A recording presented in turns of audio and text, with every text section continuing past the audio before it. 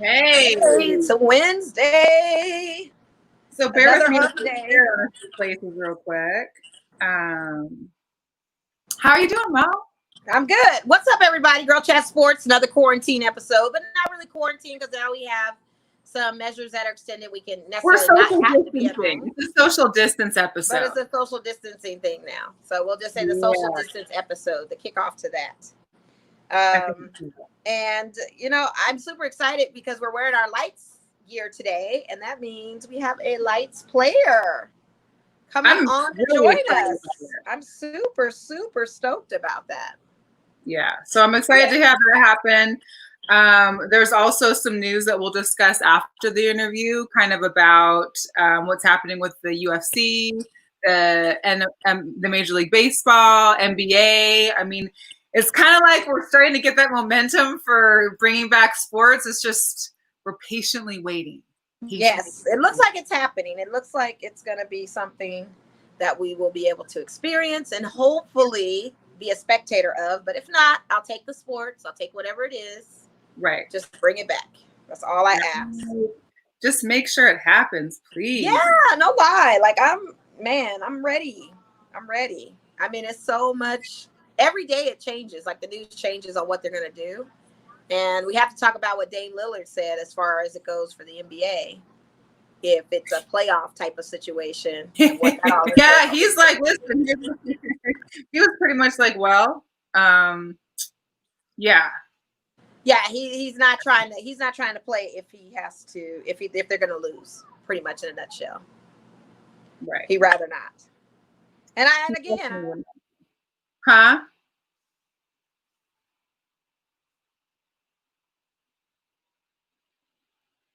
I can't hear you. Can you hear me? You can't hear me at all? I can hear you now. Okay. Shout out to all of our sports affiliates there. Let the Ball Bounce guys, Unnamed Sports Show, Vegas Sports Daily, Levels, all our peeps, Black Sports. Shout out to all you guys holding it down. Shout out to our guy over in the Dallas area, all of our peeps over there at the Sports Life podcast. We were just on their show Saturday. Good times. Thanks for having us on. Appreciate that. Hopefully we will meet three-dimensionally and not so social distance way. So yeah, but we could do a show with them. It's cool. I know, right? Yeah. I'm trying to figure out. I want to get this posted. And then for anybody that's watching us on a live, share too. Sharing is caring. Share to, if you're following the likes, we're up on there. Cash App's up on there too. Appreciate that. Yeah, Jeremy's in the house. Yes, thank you, Jeremy, being in the house with us. Social distancing as well. Appreciate the love. Should we get into our guests, or is there anything you want to say? I think so. Let's get him in. All right. So without further ado, there he is, the man, Mr. Gabe Robinson. We always love our lights, and we always like to have a featured guest on there. We've had Tommy on a couple times, but we've never gotten the defender role and a person like Gabe Robinson, who was also last season's MVP. We need an MVP in the building, so we've got him on the virtual chat. Welcome. Welcome, Gabe. Thank you. Thanks for having me, guys. Yeah. So, first, before we get into, I love your quarantine beard. I mentioned that when we were talking earlier. It's a good go-to. It's real long.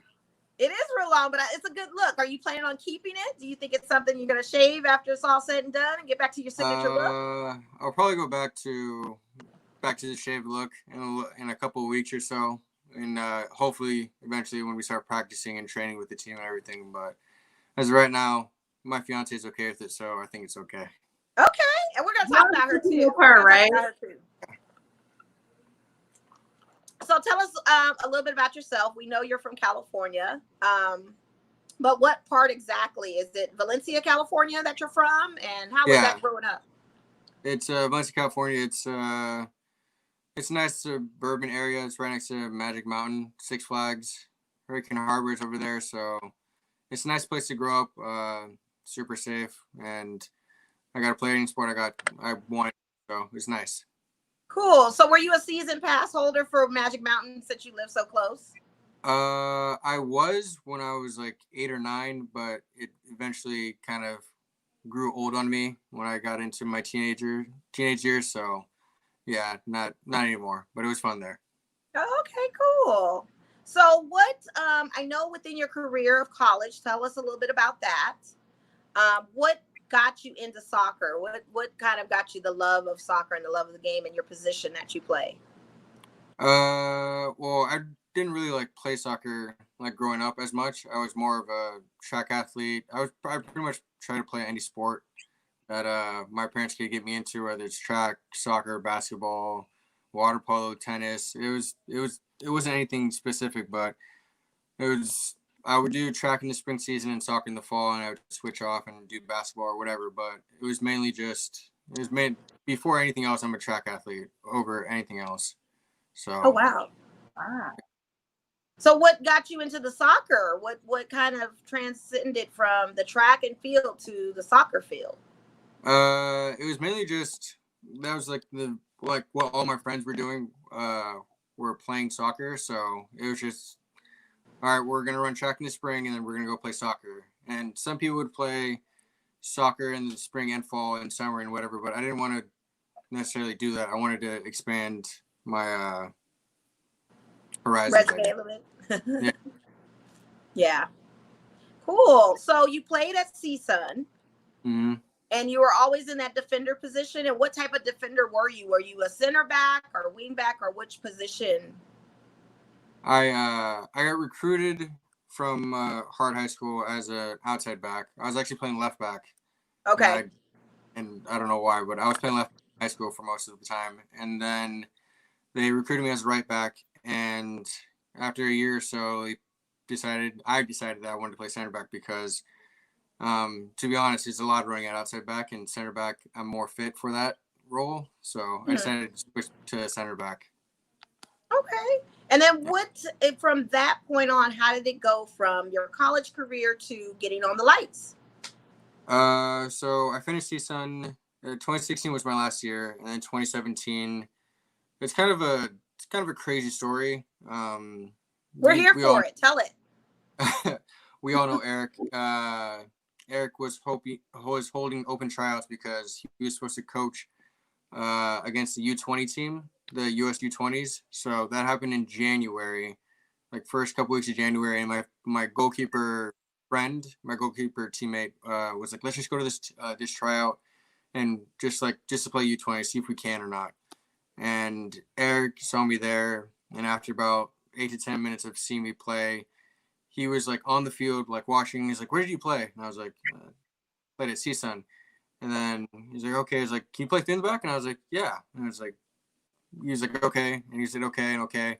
And then after he kind of looked at me, and I was just like, "What's going on?" And he was like, "I need to know your story." And then it kind of spiraled from there. So I played against U20s, which I played awful at. And Eric told me multiple times that he's like, a lot of coaches would have given up on you at that point, but lucky you have me. So Coach always can keep it pretty. Yeah, he does. Yeah, he's brutally honest, which I need, and which a lot of people need. Certain people don't like, but I'm glad he's honest with everybody. But now, not having played, soccer all through growing up, were you aware? I mean, I guess once you got to that level with Coach, you kind of knew who he was and where he was at with the USA team back, probably before you were born. But did you kind of know who he was when you were meeting up with him, or did you already have like an established understanding of like some of the soccer greats in the previous past and whatnot? Well, I had a pretty good understanding of who he was just from Fox Sports and just doing the typical millennial Google search and like, who is this guy? So when my friend told me he's like, Eric Ronaldo's going to be the coach, and I was just like the announcer on Fox Sports, and then I Googled him and I was like, oh my God. I was like, why wouldn't you want to do this? Like, yeah, of course I'm going to go to that trial. That's like the most obvious thing to do is go to that trial. And then from there, U20s, then we had an amateur team called the LA Wolves that he was a part of. So he took me there, and then LA Wolves turned into OC Invicta, and now they're Cal United Strikers, and they're playing in Nisa. So I know a lot of those players on that team came to Vegas last year from Cavs now United. So that's where he picked his players from last year. Very cool. So if you had to grade last season, what would you give the season? Because you guys struggled with those away games, and then we had the home games, which bring so much energy. What would you personally give yourself as far as the team last season? Well, first off, I appreciate you saying we struggled, because that is an understatement. We did more than struggle.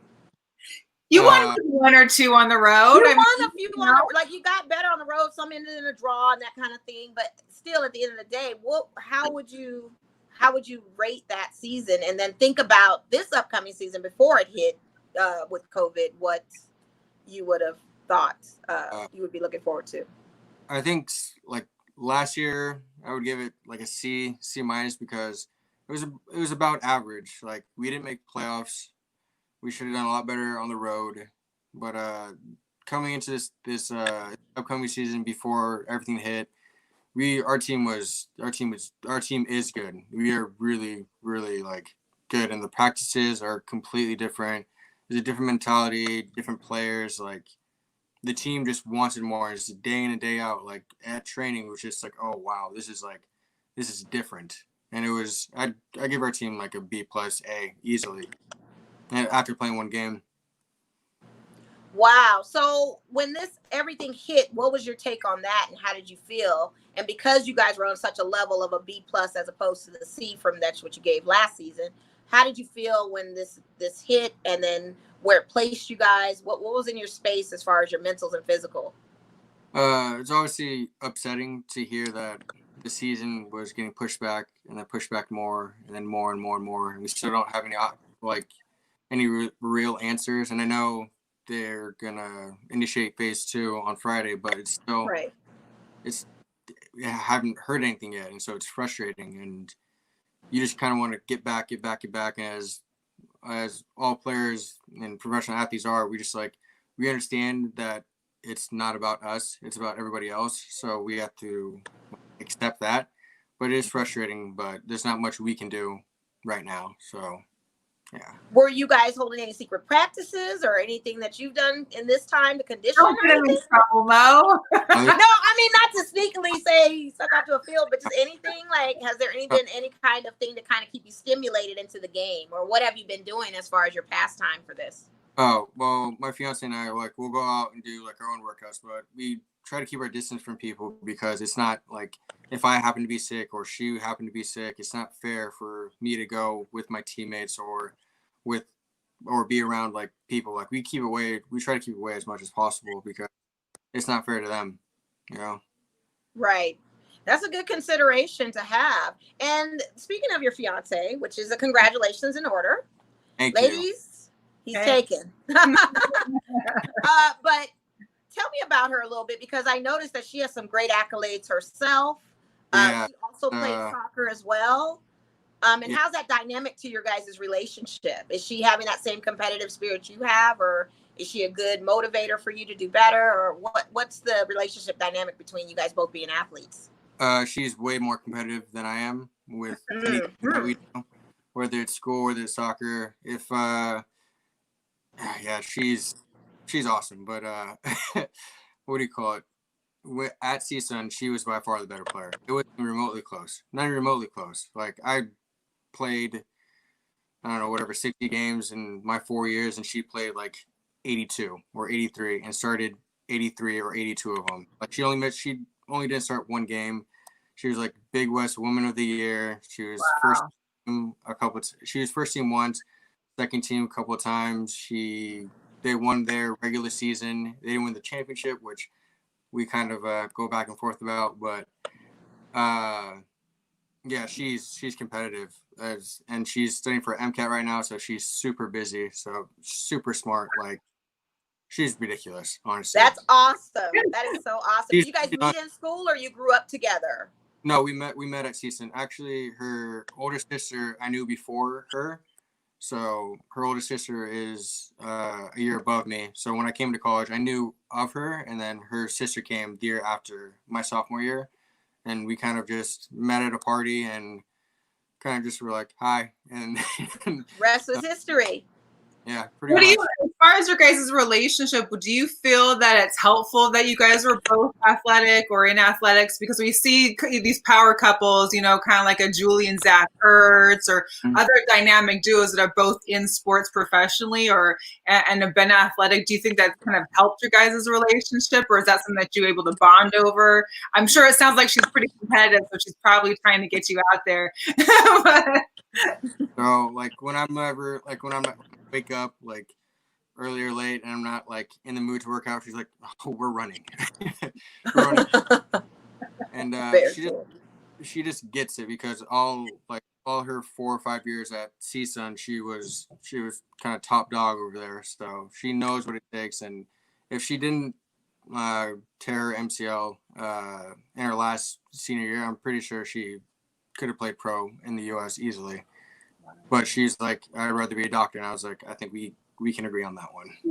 Hey, Yeah. I'm for it. But she just completely understands like what I need to do day in and day out to keep myself fit, and she's willing to go out there, and she has as good a technique as I do, so it's fun, definitely. That's super cool. So what do you think as far as, have you checked in on any of your other teammates to see how they're doing? And I noticed that there's virtual games with the Lights on Twitch. Are you participating in any of those virtual games matches that they're doing? No, I'm not with those virtual games because Josecito has that. He's the PS4 FIFA player that they asked him to do, and he's more than willing to play FIFA, so he's doing that. But we see our teammates every now and then, but we don't try to like do anything crazy with each other, you know? Right. It's mainly just formal, and if they want to train like near us, it's perfectly fine, but it's just kind of keeping our distance. Like, does coach have you guys like on any Zoom calls or anything? Like, what is it that you guys are practicing or keeping? Are you guys ready to be able to get out there and play again? Should there be a call or should there be a notice? Or is it kind of like, we've gone this far? Have you heard anything about this season? Do you know much about it? We don't really know much, but they keep us on track with our Whoop bands right here. So every day they track our sleep, they track when we're working out and day strains and everything. So if Wait, can you explain that? What is it? Yeah, well, show that again for everyone to see. It's a Whoop band, WHOOP. I don't know what it stands for, but Whoop band. Like, yeah, whoop, there it is. Yeah, like whoop, there it is. Yeah, it tracks your heart rate, it tracks your daily strain, your recovery, your sleep.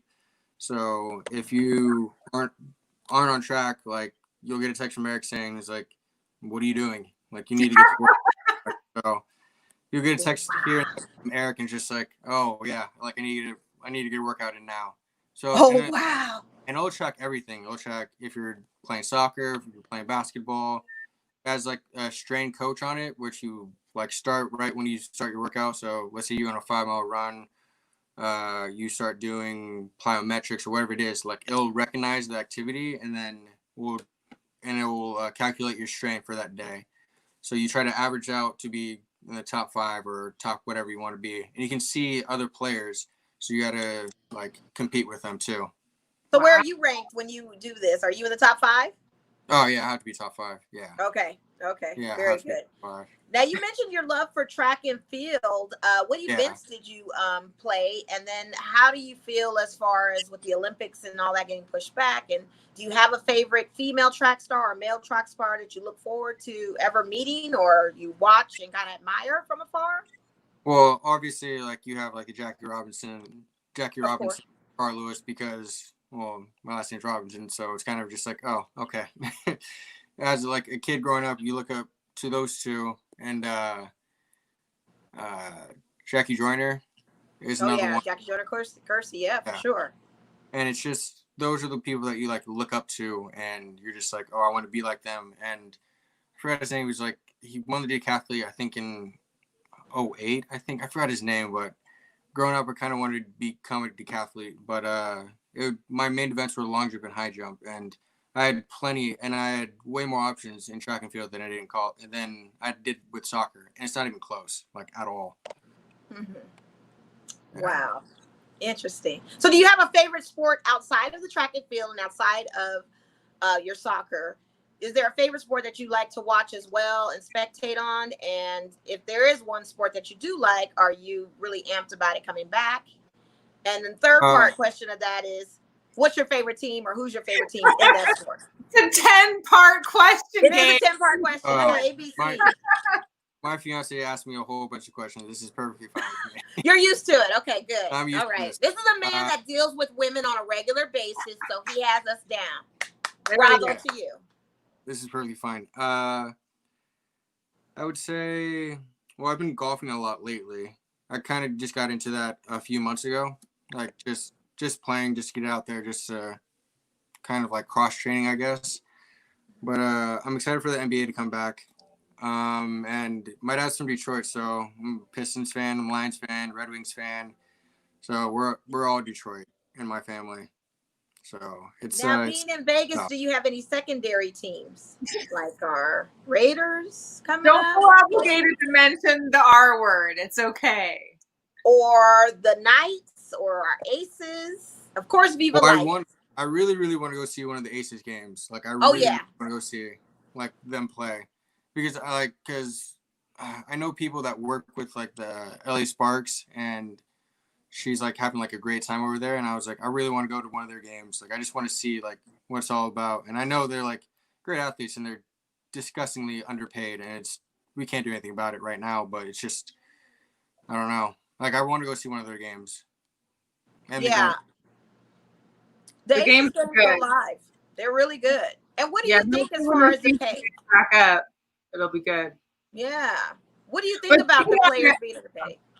Huh? Go ahead, Mel. Go ahead, Mel. I was speaking. We had a question from one of the people watching about how you feel, since we're talking about equal pay and different sports and women in sports, how you feel about the U.S. women's soccer team and their, a fight for equal pay. To me, it's a pretty simple solution. Like they do better than us in literally everything. Like regards of like in soccer, like they do everything better than us, and they should be paid just as much. Like there's no way a team should be winning that much, not being paid. Like it doesn't make, and it's clear, it's obvious. Like it doesn't make any sense to me. Yeah, and we're with you. World Cup multiple times. Right, that part. And the U.S. national team, we've gone to the round of 16 or round of 8 only a few times, if that. Exactly. Yeah. So what else have you done during this quarantine that you normally wouldn't do if you were just home? Question. Well, I would probably just go out with my fiance, just like go out to dinner, and that's pretty much it. My fiance and I, we're equipped for quarantine because we like to stay in at times. We can stay in, watch Netflix, watch anything pretty much, play video games. Like we keep ourselves occupied. What about, is there a specific like a restaurant maybe that you guys enjoy the most, or something that you're both really eager to get back and do once it's open? Like I know for me to get my manicure done was like I was dying for. I just wanted my manicure, but I don't know if there's something specific that you or her have been like really trying to get out and do now that we're starting to open back up into phase 2 and whatnot out here in Las Vegas. Well, we like going to the movie theaters, and we can officially like go back on Friday. Yeah. But, she really, really wants to get her ring back because we had to get it resized. Okay. Before quarantine started, and everything's been closed, so she hasn't had it for the past few months, and it's tough. It's not to see it all the time, so I think those are the two things. That's definitely on her mind, and she loves working out too, so she wants to get back into the gym as soon as she possibly can. Yeah. I think a lot of people are eager for that one mostly too, is the gyms and then the movie theaters and stuff. I know they have the drive-ins and stuff open, but to have a movie theater experience, it would be something interesting to go back to and see what that's like. So please let us know. Feel free to let us know what movie you guys check out and how the theater is set up and how it looks. You know, anybody else watching us, any questions you guys have for Gabe, just mention in the comments. We're talking to Gabe Robinson here, Girl Chat Sports, Lights Defender. it's just an honor for you to even pop on and talk to us, because we haven't talked lights in so long. And so it's now refreshing to see your face and just kind of reminisce off of the energy that Cashman Field brought. Now, I always ask a specific question to these lights, and you can let me know and be honest. How is your relationship with Dolly and Dottie? Because I love the llamas, and I always have to ask these players about the llamas. So, well, how's that? Are you missing them, or what's going on in your mind when you always interact with the llamas? Well, I'm an animal lover, like, through and through. Like I love dogs. Like oh my gosh, I miss my dog so much. I need to go back and see her. It's a golden retriever. Her name's Sophie. Yeah. So I always love animals, and I love Dolly. You love Dolly? Yeah, they're both awesome. Yeah. So I like her too. I think it's so dope that they have, the lights are so ingenuitive with things that they do with their promotions, and having Cash the soccer rocker and Finley truck come through, and then you had the pool. We would literally right now in this season probably have a match at Cashman Field where it's the pool side on the sidelines of the field, where you have the little individual pools, probably have some kind of great promotion going on, something with Jarritos involved. Like, we miss all of that, you know, and I especially miss seeing Dolly and Dottie. Yeah, trust me, we miss it too. A lot. We got a question from our boy Mike over at Vegas Sports Daily. He asked, what do you miss most about not being with your teammates? Mainly it's just practice and just like messing around, like just in practice, during games, before games, after games, just like the camaraderie, honestly, just joking around, like just having like a good laugh with all of them is like, you miss it, obviously. And, like, that's what, when people like retire, they're like, oh, you miss the games, you miss the practices, you miss all this, but it's like, you miss the people that like are around you, you know? Right. So that's what I miss the most. Is there a particular player that maybe is like the comedian of the team? Is there somebody that's always there for, like, that keeps keeps you guys' morale up, that's always there kind of boosting everybody's spirit? The high energy guy last year, for like, well, you guys know him pretty well, Kevin. He was definitely Kevin Garcia. We love Kevin. I know he's not with the team this season, but we wish him the best. Yeah, I miss Kevin a lot. But he was also on the LA Wolves and Cal United team with me, so I knew him for like the past a few years, and I played against him in college too. So yeah, but I think this year, I think it would be Ramon, and I think Ramon is like high energy, and he's always in a good mood. He's like the nicest guy, and it's like coming from like any team that I've ever been on, like there's been like cool guys, like everybody's like nice or whatever, but like he's like, it's just another level, and it's so genuine, and I'm just like, it blows my mind. Like, I look at my other team and it's just like, is this guy serious? He's so nice. It's him, and then Jordan's another one that's always like in a good mood, always wants to work hard, always. And I golf with Jordan every now and then, so not a bad golfer, not the greatest, but not bad.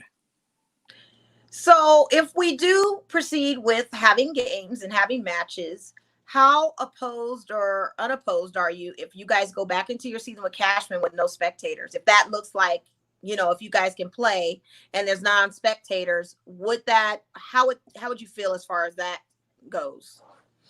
It's obviously not ideal, and we want to play in front of Cashman because they bring so much energy to us and how we feel going in and out of the game. And when you're feeling tired and like the 75th minute, like you can hear the crowd go crazy. It's just like, you need that sometimes.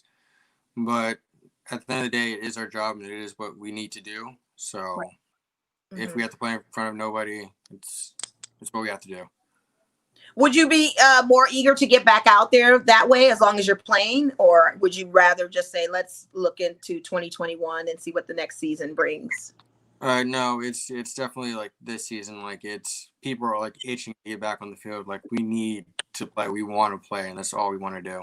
So when you guys come back this season, because we're going to put it out in the universe, we're going to say that you guys are coming back. Yes, we want our lights back soon.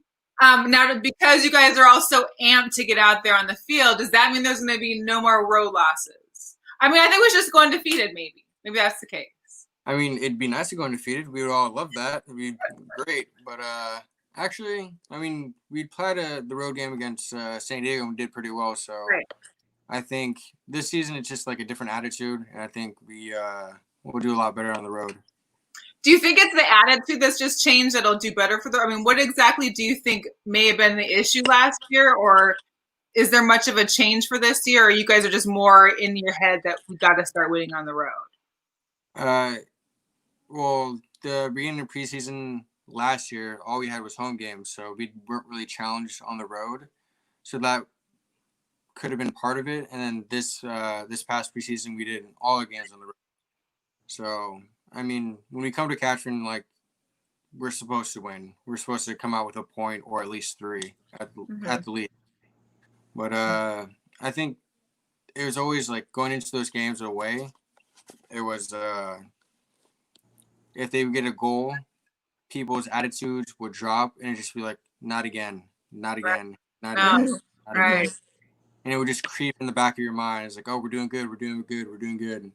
Or an own goal would happen, or an unlucky defensive mistake would happen, or you miss like a tap in or whatever it is, and just like it just keeps creeping in the back of your head. So I think that's what happened to us last year, but I don't think that's going to happen to us this year. I think with everyone kind of sitting out and noticing that something like so that we don't think of can be taken away just in a minute, I think everybody's going to come back hungrier, more motivated, and wanting to succeed, because it's almost like you're getting this another opportunity to try to correct or fix the mistakes and make it happen. So I can believe your guys' intent that, and you said yourself with the coaching or with the practice you guys had previous to everything happening, you guys were a B+ team, dare I say A. So it's literally you guys coming back, bringing your A game and winning. So I believe it. I think you guys can do it. I'm putting it out there. Everyone listening, Lights are going to be the USL team in the whole entire league of USL. That's it. I said it. It's going to happen. It's going to happen. I mean, because here's the deal. We still need our very first Las Vegas championship. You know what I mean? We do. That is true. No pressure, Gabe. We're just saying, like, it can happen. Why not? Well, we'll do our best, Yeah, we'll do our best. and I believe that you can. So you guys don't have the same assistant coach anymore, correct? He's no longer with the team, right? Yeah, Augie's no longer. Yeah. Okay. So did you guys find another assistant to take his place, and how's that relationship with you guys? We have 2 assistants. One is Rudy Ibarra. He's from Santa Barbara, California, and the other is Kel. He's from Atlanta, and he worked with Eric at in Atlanta. Oh, nice. Very nice. Very nice. So you said you're taking up golf, and I know this past weekend some of our viewers have seen it. I know Mel was watching. Did you watch the match at all between? Yeah, I did. And what was your take on it? What did you think? I think Tom struggled a little bit, not gonna lie. I think Tom and Phil struggled out the gate. When Phil hit that ball into the rough and had to take a drop, all of that was just starting off kind of woohoo. Yeah, it's a rough start, but golf is like that. So, but you gotta love Peyton Manning, you gotta love Tiger Woods. So absolutely. You gotta love Chuck. So it was really interesting to see Chuck be up in there. Now, did you watch Last Dance too? And you being a Bad Boys Piston fan, what was your take on the whole Jordan thing? If you watched, what did you think as far as that and Isaiah Thomas and everything that went with that? Well, my dad and I, we already knew that like about the Pistons like way before. So we knew that if it wasn't necessarily for the Pistons, I don't think Michael Jordan turns into like who he really is. However great Michael is, he doesn't get that. Well, he is actually like that psychotic mindset where he's like, he said something about me. He's like, okay, that's it. We're good. Like, I'm ready to go. I don't think that hits until he gets into Detroit, because they were just beating him up nonstop year after year. So yeah, the Jordan rules. I mean, those were intense. Yeah, the Jordan rules. That was a real time thing. So let's talk about your family. I know, and I was stalking your IG. Forgive me. Like that. I just kind of was blazing through, but I saw you have wonderful parents out there, a great big sister and everything. How is your relationship with your family, and how was the influence of advice from your mom and your dad, as well as your older sister, to make you the person that you are today? Well, my sister's only about a year and a half older than me, so we were extremely competitive with each other. whether it was school or academics, well, school or athletics, I should say. And so I've always had her to lean on. And she was a volleyball player, and she also played track. She also played soccer. She also played 4 years of high school volleyball and was the MVP of her team her last season, track and volleyball. So she was a great athlete. My mom played volleyball in college, and my dad was Division I high jumper. So we all know what we need to do to get to that point. So, but I talk to my parents almost every day, every other day. So I'm really, really close with them. That's great. That's great. And so, what do you expect as far as with Vegas in their slow phase opening? What are you expecting to be the most kind of memorable thing out of this whole thing that we've experienced so far? What is your biggest takeaway, and what do you think you can use from that takeaway to apply to your game or anything in the future for yourself? Well, if you went into this quarantine like lacking something, whether with me it's a left foot or agility wise, like if you don't come out being better at one of those two things, I think you kind of wasted quarantine. And it tests you mentally, because you kind of like a little bit lose hope, and you're just like, well, what's gonna happen? What's gonna happen? What's gonna happen? And it's just like you kind of like play this like mind game with yourself. And if you're not mentally strong, it'll hurt you like a lot. So it for me, like coming out of this, it's the mental strength that everybody has, whether it's from the coaches, from the players, from the owners. Like you have to be mentally strong to get through this, and that's even included with people who have day-to-day jobs. Like it's tougher on them than it is for us. Like this is just a sport. This is a game to us. Like it is our job, but it's like we do this for our living, but it's for fun. Like you don't do this unless you're having fun. So well, that's kind of led me to another question too. Was how are you dealing with the mental health part of it? Who's been there? I mean, obviously, besides your fiance and your parents that you talk to daily, which is amazing. That's great. Keep it up.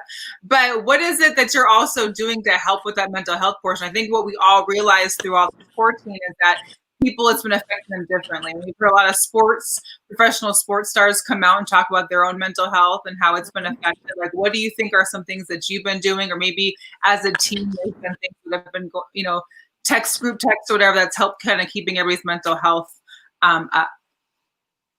I think, well, what I've been doing is I've been going out golfing and kind of getting my head clear of like things, because if you just let like for instance, when I was playing like last year, you had a bad pass or you had a bad game or whatever it was, like it was tough, and that's all you think about. That's all you think about. That's all you think about.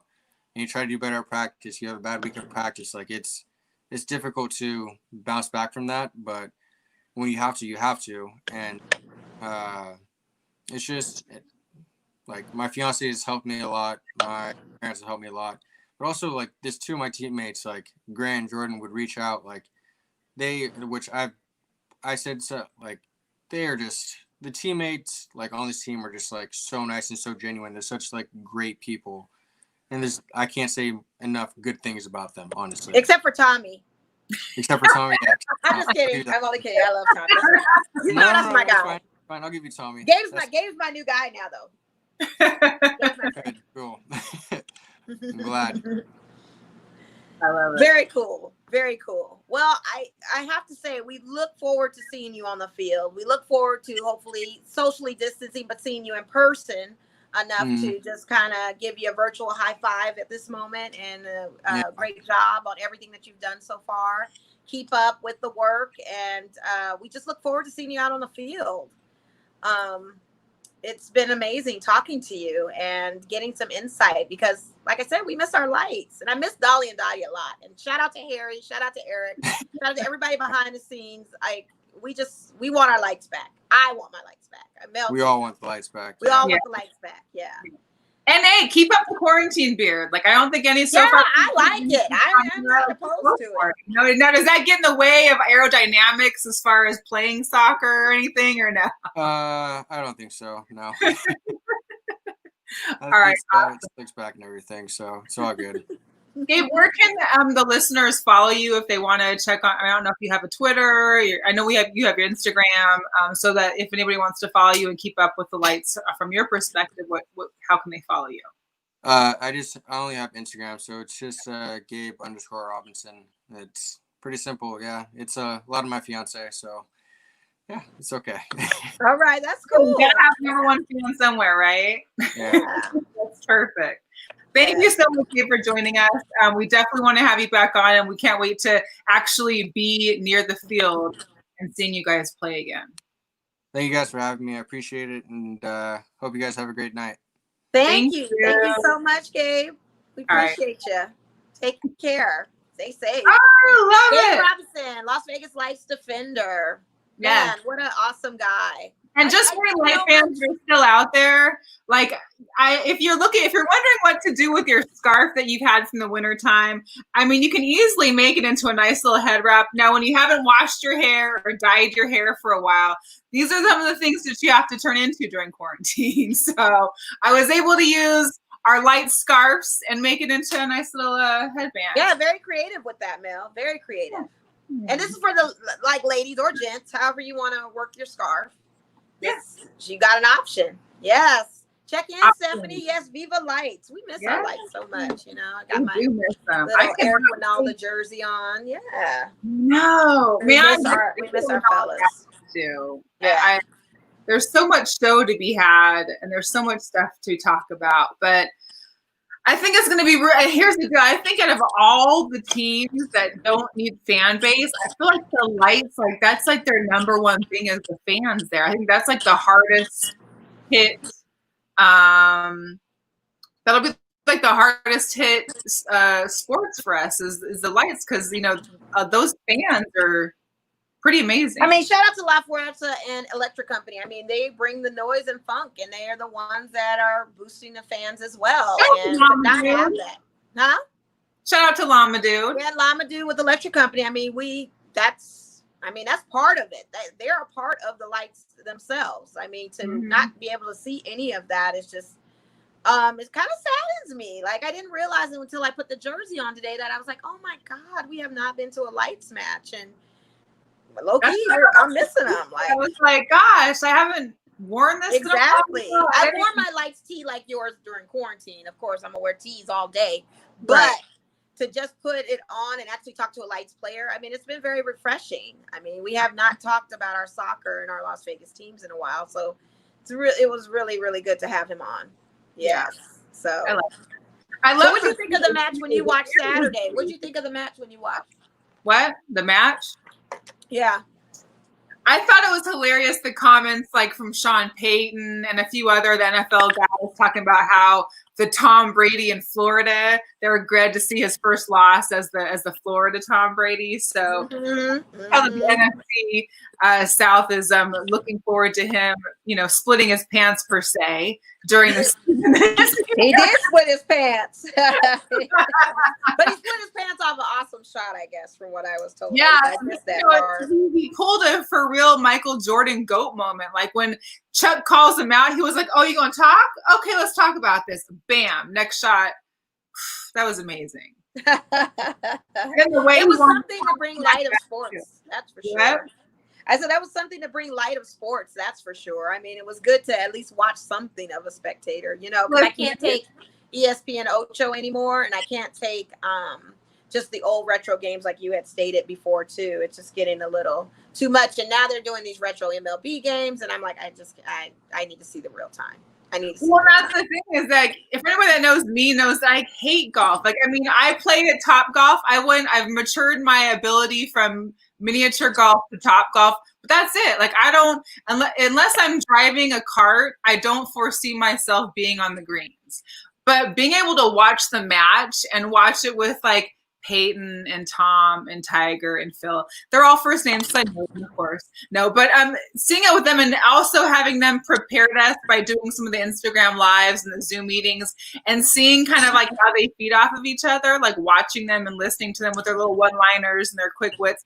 I think that's what kept me wanting to watch the match. Is like I can't say I was there just to watch golf. I wanted to see like what was said, who was talking smack, the back and forth banter, that kind of thing. Yeah, and it was really cool how they had them mic'd up so you could hear that, not only for themselves with the social distancing, Right. How they were preparing to play each hole. It just was really cool, like you said, with the trash talk and everything.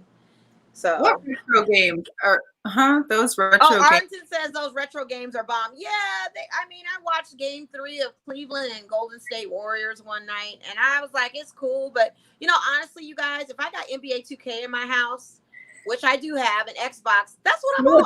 I'm playing tournaments on the game. Current roster, well, except for WNBA, the roster's not as current because we had some change-ups. But it's still good to play that virtual type of game and feel like you're in the game, like you're watching and kind of doing some things and having that same excitement, seeing that whole commentators that you have on the video game. It's cool. It's a cool little look. It's a good time waster. But at the end of the day, I still want to see real time. I'm not saying I'm giving up on that.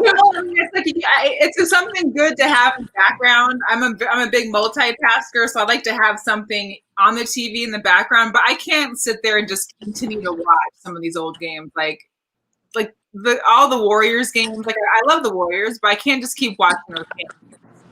I don't know, but anyways, it's just too much. It is. Sports. I'm tired of Sports Center playing the same, hey, what's the top 10 from 1976? Like, I don't care anymore. I just want real-time sports. So speaking of real-time sports, there was some announcements. Here in Las Vegas, we're going into phase 2 on Friday. And that also opened up and gave the approval for UFC and Dana White to continue on with the main, what is it, main fight or? May 30th at the Apex Center. The main event. Yes, the main event, but at the at the Apex Center, yeah. And that's good, but I'm more interested in the June 6th fight, which is UFC 250. It'll also be here, also at the Apex, but that Amanda Nunes fight is coming. That's what I'm ready for. I'm ready for it too. I mean, yeah. Other than that, what else did we learn about? The WNBA teams had to cut down to 12 players so they could get their first paycheck on June 1st, which is good. Which is really good. Well, it's good they're getting paid, but it's tough that you have to make cuts before even having practices and tryouts. So, like our aces, we have 11 spots. Like, where's the 12th? Why didn't you just keep a 12 in there? I don't. Well, Ty retired. She's officially retired. Not coming back, so we missed her. Sydney got moved to another team. I mean, depending on who's out there, and I don't know what happened to Epiphany Prince. Like, I would love to kind of know the answer to why she is not on this roster this season. I play her on 2K though. She's a great filler for off the bench. I'm not even going to front, so I feel like she should be part of that backup roster. You also don't have Jin-Soo Park, who's over in South Korea, so it's a lot of different things that they're making maneuvers for. And then segueing into the NBA, they're talking about just topping it off with just very few teams. I think the best of 16 that go on to play these playoff rounds based off of their stats, based off of where they rank on the Western Eastern Conference. So, and the fact that they're trying to do it in this Orlando Disney Athletic Complex is incredible to try and make that work. And the bubble philosophy that they have behind it to try to protect their players and the families with COVID. So it's going to be interesting. I mean, did they even give it? Because I know that they said that they were supposed to have some kind of answer by this Friday, but now it doesn't look like it's going to be this Friday. The only thing that I have a question with is that you've got the NBA who's thinking about either one location or possibly up to 4 locations, it sounds like. You've also got the NHL that announced, and they're like the very first professional league to really activate a plan on reopening. And they're going to go, they stopped the regular season. Our Golden Knights have won #1 in the Pacific Division, and they're going straight into a 24-team playoffs, which usually is a 16-team. But anyways, but so there might be starting training back in mid-July with hopes to be playing this tournament-style playoffs ending in some time, I guess, when they're usually ending. But they are going to have two specific sites. So Las Vegas, I know, is a contender for both the NBA as well as the NHL. There's no way they could do both, right? Well, the NHL, from what I understand, Vegas Lights, there are no more home games once they kick off this playoff thing. So we're not going to see any home games from the Lights. It's all going to be their road games, apparently.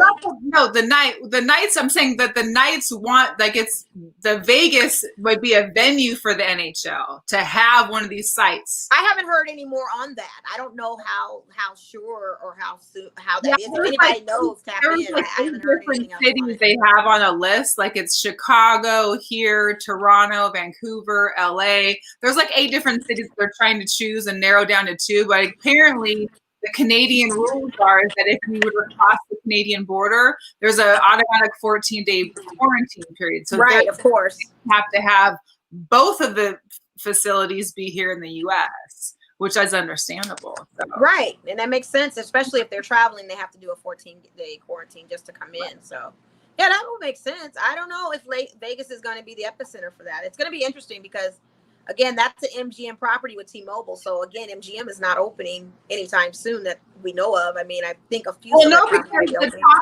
top ranked boxing, they have fights at MGM, and that's June 9th and 11th, I think. So, MGM properties are opening up. I mean, there are some more than later. I think Aria is like the last casino that's supposed to open, and there is like in July or something. But everything Luxor is not till next year, and I think Aria, from what I was told from people. No, I just really, go on my Facebook page. I just posted a whole list, like the whole list, literally.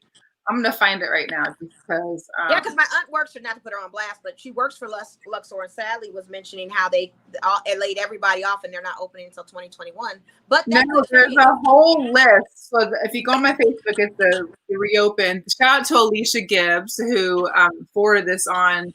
So Aria is set for July 1st. Bally's, so most of them are June 4th. Most of the stuff is going to reopen June 4th. So it's Bally's, Bellagio, Caesar's Palace, Circus, the Cromwell, even though we know Dre's is closed for this season, it sounds like. The Delano is July 1st. Excalibur is July 1st. Everything else is pretty much June 4th. Is Luxor on there? Yeah, Luxor is July 1st. Okay. And Stephanie in here too as well. Cool. June 4th. So I think that probably might have been a catalyst for reopening maybe a little bit easier some of these properties, because if we can get NHL and or both and NHL and NBA here in Las Vegas, that's one easy way to start bringing back some money, I would assume. Yeah. That would be great. Any word about the Rio, your favorite? Really, Alex? The Rio, and Alex, you can go on my Facebook and click on the link I had posted on my personal Facebook. Let me see the Rio. June 4th. Everything is basically June 4th. And if not June 4th, it's going to be like July 1st or something. And shout out to Stephanie, who is our social media manager for Boyd Gaming. Her guys are going back to work too. Woo! Oh, wow. Good job. Congratulations. Yay, we're excited for staff. So that's awesome. Oh, okay. The very first casino that's going to open up is Arizona Charlie's. Well, I used to like Arizona Charlie's. They had a 77-cent breakfast. I couldn't be wrong with it. That was my go-to. Yeah, what was that though? I don't even know. Whatever. They got the bingo every odd hour, and I was playing the bingo too. I mean, I don't think they gotta open up something. You know what I'm saying? Like, it's got to be, to get some of these people, because a lot of people are bored in their house and they're just over it. And so whatever it takes. I agree, Stephanie. Bring them to the Orleans Relief. That's where I feel like they should be playing from get-go, honestly. I mean, that would be a good look, too, off-site, off-property, not off the strip or whatever. But, yeah, I mean, shoot. You couldn't go wrong with Arizona Charles and that 77-cent breakfast. Or the bingo every odd hour. Shout out to my girl, Elizabeth, who used to go bingo lady with me. Shout out to her up in Seattle. Shout out to her doing the most with that. Okay. Yeah. What do you think is going to happen with this NBA season of yours? I mean, does it make sense to start in July and it rolls all the way through September? And then we have a preseason start in October. Does it make sense to do that? I mean, do you scratch the whole season though? Why not? I mean, if preseason starts in October and you start in a tournament in playoffs, and depending on if it's a best of 7 or is it best of 5 or is it best of 3, you get close to October by that point. You got July. Right, but they're already talking like they could just delay the entire season. Like they might just start playing basketball season in like December, January from now on. Well, if they do, then what do? Are you continuing with the playoff season, or are you scratching this season, taking the L, and saying we're going to start our new season all over again? Well, that's the thing, is that I think it'd be work better if they decided to take a later season to continue on with the playoffs here. No. Because again, if they're in quarantine and they haven't been practicing, they haven't played competitively against another player for every sport's been of that. You know, exactly. But at the same time, why is it fair? And I'm like Dame Dollar right now. Why is it fair to play in something that we don't have a potential win to advance to? No, I get that part, but I'm saying it go into a playoff like how the NHL is. At least if they're bringing the teams in that can play into getting into the playoffs. So you cut out all those other teams that are vying for the berth of playing for the playoffs then. Yeah. I mean, I don't mind it being a Laker fan. I love that we're number 1 in the West, but I also am okay with them starting the season anew come fall. Yeah. I don't have a problem with it, because to me, it's going to give me, and I'm taking it more personal, because it's going to give me high anxiety if we don't win, or if we go in and it's sloppy and it don't look the same. It's just a different hit. It doesn't hit the same. Why not just start anew with the new season, preseason starting in October? And if you want to go, and if you really wanted to do it NBA, if you really want to do a playoff thing, or forget the playoffs, take the number 1 seed out of the East, take the number 1 seed out of the West, and let them play them and end it. If you're going to scratch all these other teams, take the top 2 and play them. But they scratch them every time it comes playoff time. So what do you mean? I don't know what that means. No, I mean, like, as far as other teams, like if we look at Portland's nowhere on their playoff list. They're not. Well, they're only 3.5 games back, but they're not. Exactly. So if you, But yeah, they're not on the list for making the playoffs. So could they get cut off? And then we have the playoff teams continue on with the rest of the season. I don't know. What do you think? You want to see it? Yeah, I mean, I don't think it should be just wasted where there's no bad. I mean, if they can safely open it up, if other professional leagues are continuing on their season, I don't see why it would be hard for the NBA to finish off the season by just scrapping the rest of the season and just going on with playoffs. That sounds easy, but it seems difficult because no one can seem to make a decision on the announcement of what they're going to do. Speaking of difficulties, how about these Major League Baseball players? Oh, they're struggling, poor guys. It's a struggle. So I don't know where it was, but I saw, because, basically they're being requested to cut, it's almost like they're getting taxed by the government for their salaries. Like they're basically being told they have to cut their salaries back. Now I saw one example, whereas one person who was making like $34 million in 2019-20 season would be making $7.5 million. Well, baseball has no cap, so they're always going to have that bread. No. You didn't hear me. They're going from $35 million from the last season to only getting $7 million. So they've literally How much has MLB lost since the season hasn't been going? Oh, I'm sure they may have lost money. I mean, I get it, but if you're used to making even if it's they don't want to play. They don't want to play at that. They don't want to play with that type of money. They don't want to risk it. But it's not even about playing. Is that they're telling them that their pay's getting cut because the season got cut. Why are you getting paid for games that you're not playing? I mean, Was that always their rule, though? I don't know. I mean, it's still millionaires, right? I can't be salty. Some of them aren't. But I know the ones that are millionaires are getting taxed more, and that's why I don't understand why some of them are getting so defensive. Like the local boy here, he got really into it about Bryce Harper. Was kind of like, yeah, I'm with Blake Snell. Like, I don't think we should be having to lose money. Which is like, I mean, you're making a ton of money. You're not playing right now. Well, I mean, you could say that with all the teams. Then, if they had to take a pay cut, or they try to do that with the NBA too, with some of their players and their salary. So I don't know. I don't know. I don't have an answer for that. Yeah, it's wild. Yeah. Sports Nisa is a significant cut. Sports Nisa, yeah, $30 million to $7 million. Yeah, I mean, if that's what their contract is telling them that they are getting, they should have their contract and respect that. It's not their fault that this has occurred. It's no one's fault. And I'm sure there's no COVID clause. Like, I'm sure from this point forward, we'll see. There probably will be some COVID liability clause. I'm sure there will be. I was watching the sports with Brian Gumbel this past HBO. I don't know if anybody watched it, about the South Korean baseball team, how they had no spectators and what that looked like. And how some of the American players that are playing on those South Korean teams, how you can hear every single sound on their games. Really? Even though you're distant, you can hear the grunt of a bat being hit by a player. You can hear their heavy breathing. You can hear all of that. Something that you normally wouldn't have as a white noise, you're hearing. Wow. Now. So if the MLB comes back and there's no spectators, they can probably expect that. I know the Astros are probably happy. I think everybody thought that because the Major League Baseball has like the most distance between the people on the field, and that they could probably be the first, team that our first league is able to come back without too much problem. It's just surprising that they're having almost like the hardest time now. Because it's a dugout. You have to see, how are you going to have all your players in the dugout at once? You can't high five your players. There's no spitting on the field in South Korea. So when you call a batter up, how does that look? Are they staying in another cut in another room? And then you got to take time for them to do their walkout. So it's all of those factors. And MLB has to look at that as well. How are you going to have all these players as adjustments in a dugout? Can't spit the sunflower seeds, can't chew your tobacco, can't high five. All that American stuff that we love about baseball can't happen. So what do you say? Adjustments being made by everyone, network owners. I mean, that's the thing. Ratings are going to be up because everybody's going to have some kind of league pass on their TV if there's no spectators or any of that kind of stuff. So that's going to be wild.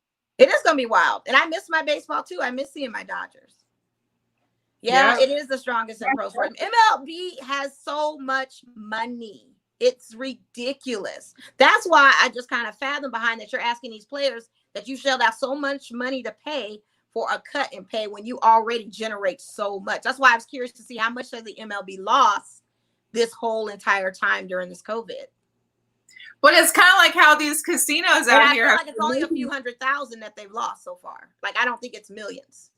I think it's high 600,000, somewhere in there. That's my guess. Well, that's what I was just saying, is that it's kind of like the casinos out here, how they've made so much money over how many years, yet once we shut down, they were laying people off like that. Like, you don't have the money. I mean, except for Wynn paid their employees, I think, even through the end of May. And some of them have gone back to working, obviously. But it's just it's a similar thing. Like, how does a corporation make so much? And then when it comes to like something halting for a minute, that they're just losing all the money. Because the money was never in gaming at these properties. Let's be honest. The gaming is in shows and nightlife. If you don't have the nightlife and you don't have these fancy celebrity DJs coming in town, I know how our city was inundated because I work on the Strip. It was mostly visitors coming to these clubs because they wanted to see Drake, or they wanted to see, they want to see the DJs or these rap artists or whoever else is coming. That's what generated the money. Gambling. Right, but I'm thinking they've generated money for so long. Like, they've generated, it wasn't like it. Were they generating, or were they recycling the money? Gotcha. That's the difference. Were they generating, or were they recycling the money? Because we don't know what their books look like. I'm not an accountant for them. I don't know. But it sounds like, depending on what and let's be clear, they paid these artists. I think Drake alone, for every show he performed, was getting $10 million. Now, I wonder what happened with their contracts. Like, some of these residents that were supposed to be performing all year this year. That's a great question. That's a great question. I don't know. That's a great question. And that's another loss that the city's going to have to try to make up for in some kind of way. You have no cirque shows. You have no concerts. You have no nightclubs, day clubs. And then you can't do poker rooms for poker tournaments. So what's that? I mean, what is going on? Did you see how they have some? I just can't wait to see how this plexiglass is everywhere in a casino, or people are getting like they're getting the thermometer on their forehead, or the thermal cameras, passing out masks and PPE. Like, what is going to make you? I mean, when are you going to feel safe to walk in a casino? I don't know when. I mean, and then they're talking about having no smoking. because obviously, well, that's I mean, you gotta take your mask off to smoke, and everybody knows that Vegas casinos are full of it's legal to smoke in, and you can be smoking anywhere inside. So that's a major thing that we hadn't really thought about. But that, I think they should definitely have that, let that go. If you gotta have them take a mask, they are gonna let it go. Ain't no thinking. That's gonna happen. That's gonna happen. It's gonna be no smoking. I kind of see that coming, especially with the circumstances surrounding this and what it can cause or what it can lead to. That's gonna happen. I don't know when I'll be. I mean, I trust that everyone, and shout out to Sandra Douglas, who is over the Gaming Control Board. Shout out to her. I mean, they're doing everything they possibly can to try and make it safe for visitors to come and for us locals and for the workers. So we've got to trust the process as best as we can. And like I said, I'm not going to be a beta tester. I would like to kind of just see how everything looks. I'm not one of those to just jump head first into something.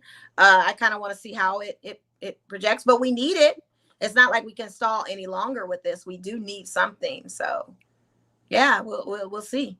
That's gonna be interesting.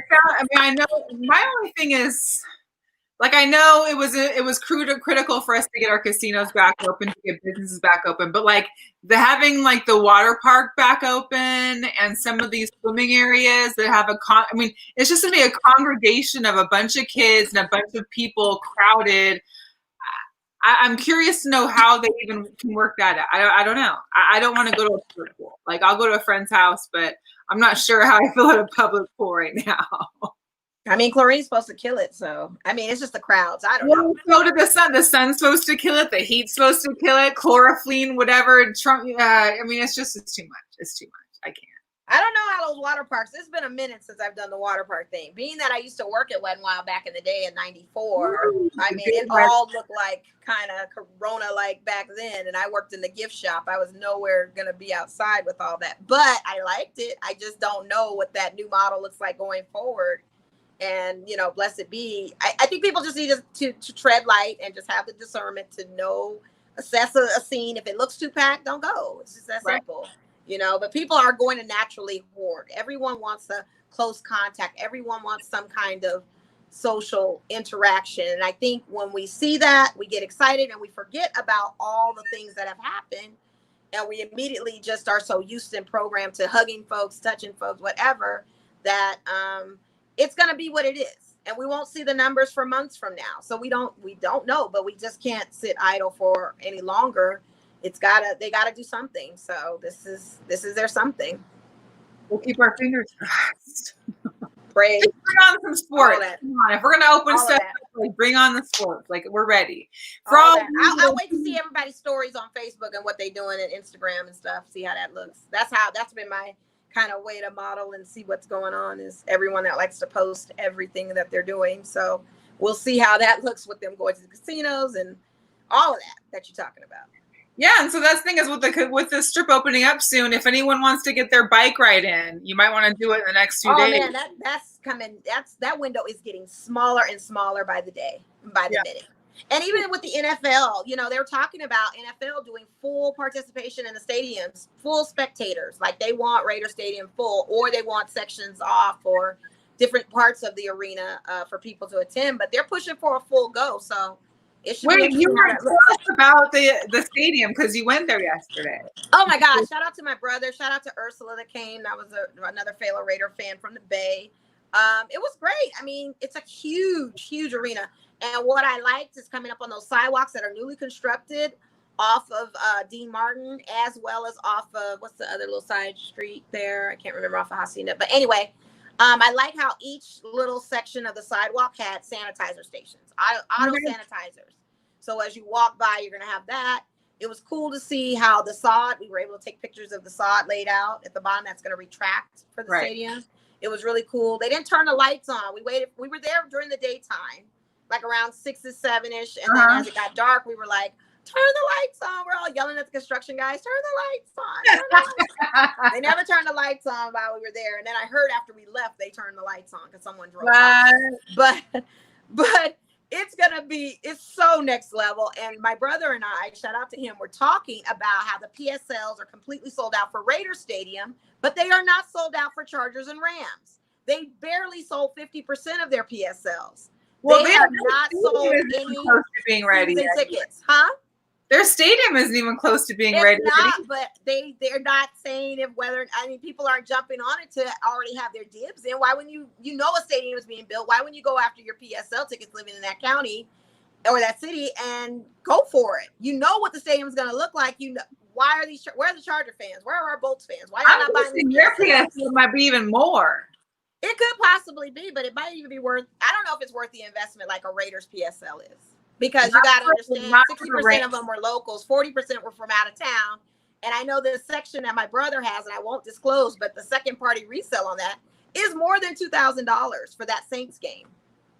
Right. So even if they do decide to bring the spectators back, I wonder who's going to pay those big dollars for attendance to the games. Are you going to pay the $1,000 up in the nosebleed or the $3,000 in the 100 section off the on DirecTV? Right. Or are you going to pay $5,000 for your seats in a black hole? Like, what are you going to do? You know, it's going to be interesting. Oh, I think Steph was, so I think you guys. So I didn't get in. There was no way I could get in. Right. There was no way I could get in. So basically, if you go down to Allegiant Stadium, it is all fenced off. However, you do have access to some of the walking sidewalks area, but you literally have to walk that whole perimeter to get a good view and angle of how it works. We even figured out how it works when the visiting team comes in. There is no parking that you will see visually for players or opponents. It all goes underground. Yep, all goes underneath, you know. But, excuse me, the cool thing about it is to kind of gauge where you could park. We saw a little area for the paid parking, which is not a lot. And you can strategize where to park to walk to the aisle. So there are some little pockets and places that people could probably get away with parking to make it there for games. Well, because they're going to figure something out. What's that? They got to figure something out for the parking. Oh, they do. I mean, it's a mess. But and with the quarantine thing having happened, and they're focused just on the stadium, they need to focus to get their focus back out on where these people are going to be parking, because that could be like a whole season-long issue that they're going to have to deal with. Oh, it's already going to be a season-long issue. There's no getting away. If you could see how they have it designated, there's not enough for spectators. You're going to pay a lot of money to park at Allegiant, the way they have that set up. You better just look for some good spots there, get there super, super early. All those little dinky Hamptons and Marriott motels and stuff, when it's game day, those rooms are probably going to be how it was for Oakland on the last Thursday night football game against the Chargers. Those dinky little motels were $300 a night. Oh, they're going to be, for sure. That's going to be crazy. It's going to be insane. It's going to be so insane. Dinkiest. They're not casinos, but they're still decent hotels. Yeah, right. You're going to a budget suites or a Motel 6. Those are like a Homewood Suites. Those are like nice places that you might want to. Yeah, it's a Marriott. It's like some but other. Still not worth $300.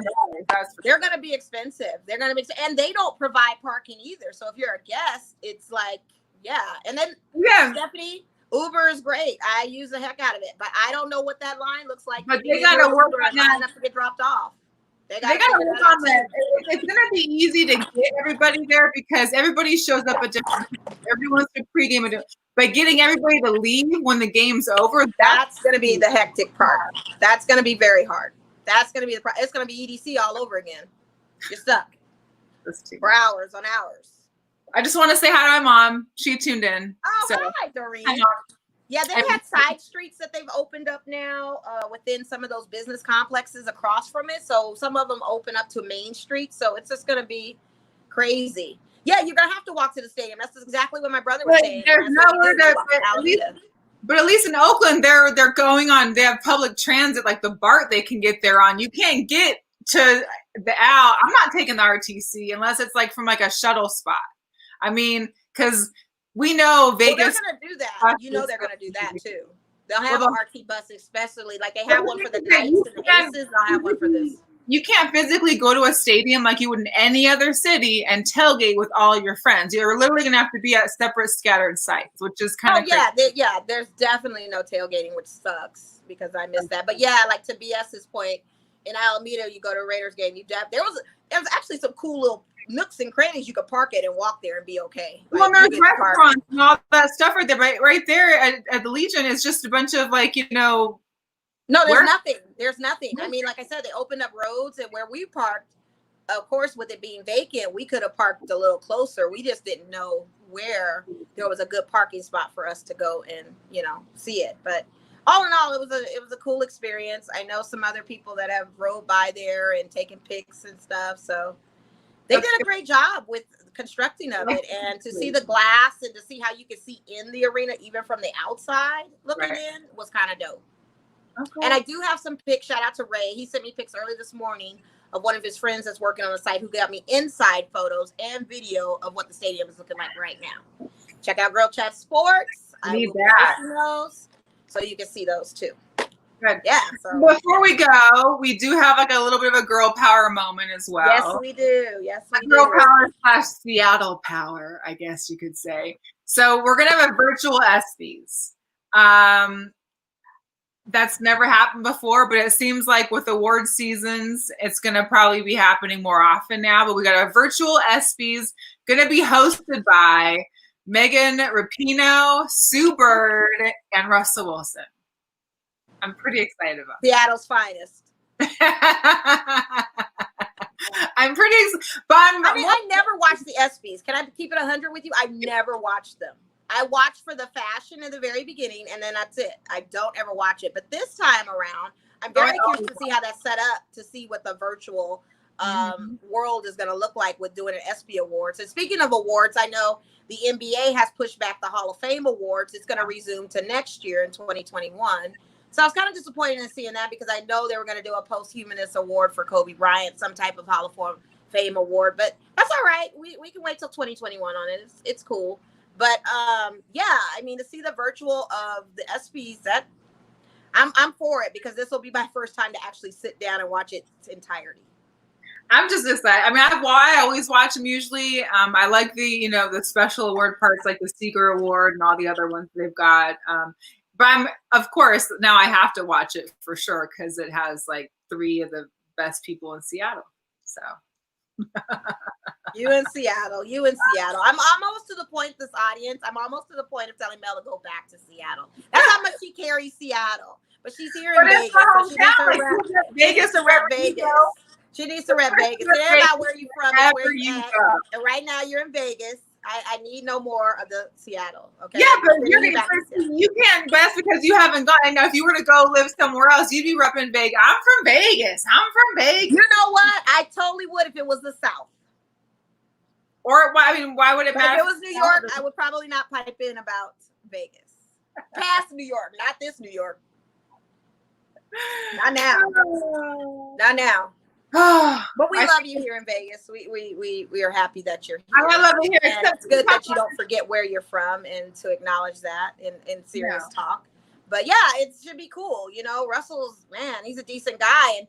And who better to have Sue Bird and Megan Rapinoe? And if you guys follow them on IG, their virtual chat and interview and their interactions with different athletes, different celebrities, different political figures, it's amazing. That is probably one of the best things that I have captured out of this quarantine, is watching them actually in their own little habitat of their home, talking and discussing a lot of different things in the world of sports or social issues or any of that. So it's been really cool. So I think they are very fitting to be host for this ESPYs. So girl power to them. Girl power. Girl power. Yes. Woo. And that's another Wednesday wrap up for us. Yes. I mean, we had a great show. Big shout out to Gabe Robinson, who joined us from the Las Vegas Lights. If you're just catching this live feed, you're welcome to hang out, because you can rewatch it when it's over with. We'll also be posting the links again tomorrow to check it out. But continue to rock with us. We love you guys. Rock with us. And if you ever want to be on our show and talk with us, just let us know. Hit us up. Girl Chat Sports on IG, Twitter, Facebook. We're everywhere. If you had, just so you know, if anyone's out there that still wants a hat, send us an email. Oh, yeah. The hats are on deck. Please send us an email. Shout out to Cal, who just received his order shipment. Thank you so much for the overwhelming love and support. Thank you, Mel, for putting the best care packages of the hats together. And yeah, we try to do it as best as we can, as social distance as we can. We miss Qual. We miss our studio. We miss being at Gorilla Cross. We miss our mural on the wall, because that is our mural. No matter how many people take pictures in front of it, it still represents girls' side, let's be clear. And we just, you know, we can't wait to see people on the other side, and hopefully it'll be sooner than later. We just want to be safe. That's all. Yeah, and be safe. Yeah, we got to be safe. We got to be safe. So shout out to everybody that tuned in tonight. Thank you so much for our love and support. Thank and you so much for love. Appreciate it. Anybody down with the Xbox thing? I'm still like working on honing my craft on WNBA, but I do have a live account. So I'm Is there a handle you got? What do you got? Yeah, they could DM me for the handle. It's too long. It's okay. My middle name, and I'm not even about. And it's spelled totally differently than what my middle name is really spelled. DM though, if you want to battle her on some. Some people try to hit me up, but I haven't played the game today. And the crazy thing about me and my ADD is you haven't played today? No, I all day today. I was like, I gotta get on the game. But lately, I haven't been on the game. I played the Aces last night against the Sun on my game, and I got through the first quarter, and I paused it because I got a phone call or whatever, and I never went back to it. But now my new game is GTA. So I have been jacking cars, getting paid, and saving lives. I've been playing this action game of GTA, and it's just been taking over right now. But I got to get back on my WNBA thing. So but that's Grand Theft Auto, right? What's that? Us non-gamers are trying to understand GTA. That's Grand Theft Auto. Yes. Okay. This is Grand Theft Auto 5. So there is a storyline behind the whole thing. It starts with a robbery and it just goes all the way Ari. So it's crazy. It's a cool adventure game with a great storyline, great ad libs. It's kind of culturally like, you know, it is a little culturally kind of different because the characters that they have, they are a little stereotypical, if you will. Like the black dudes on there don't have to be like they off of D Street Jackson. They can be normal dudes. Like they don't have to have that stereotype. So it is a little jarring to.